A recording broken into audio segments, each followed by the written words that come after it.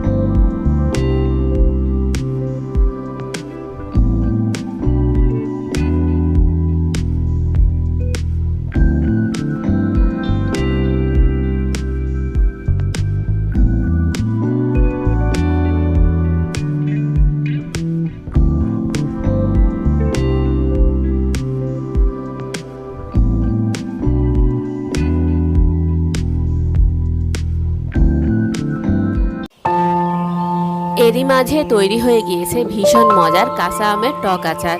আপনারা চাইলে এই আচারটি তৈরি করে 1 থেকে 1.5 বছরের মতো সংরক্ষণ করে রাখতে পারেন। আর রেসিপিটি ভালো লাগলে বাসায় অবশ্যই ট্রাই করবেন। আজ এই পর্যন্তই। আল্লাহ হাফেজ।